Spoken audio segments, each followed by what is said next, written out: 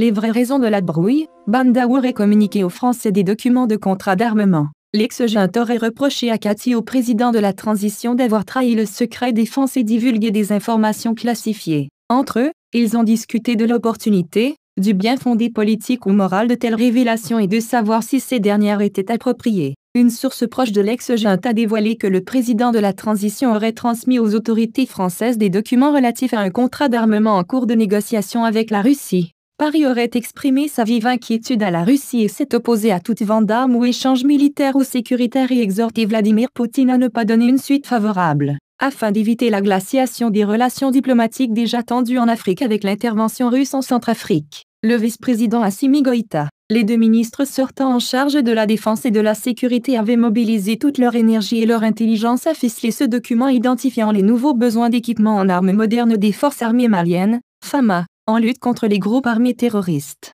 Un de leurs collaborateurs associés à la rédaction aurait transmis une copie au président de la transition Banda qui, lors de son dernier voyage à Paris dans le cadre du sommet sur le financement des économies africaines, l'avait communiqué aux Français. L'ex-junte aurait reproché à Katy, au président de la transition, d'avoir trahi le secret défense et divulgué des informations classifiées. Entre eux, ils ont discuté de l'opportunité, du bien fondé politique ou moral de telles révélations et de savoir si ces dernières étaient appropriées. Mais juridiquement, il serait compliqué de poursuivre le chef de l'État. Tout d'abord parce qu'en tant que chef de l'exécutif et chef suprême des armées, il détient la prérogative de décider de ce qui est classé secret défense ou pas. Ensuite, parce que les documents livrés restent succincts. En revanche, il n'est point paradoxal de l'exonérer de la compromission du secret. En droit, rien n'est impossible. Mais pour engager des poursuites avec la moindre chance de succès, il faudrait réunir des preuves suffisantes. Le secret absolu couvrant particulièrement ce type d'action fait que cela reste très peu probable. La tradition voudrait qu'on n'agisse pas contre l'intérêt de son pays.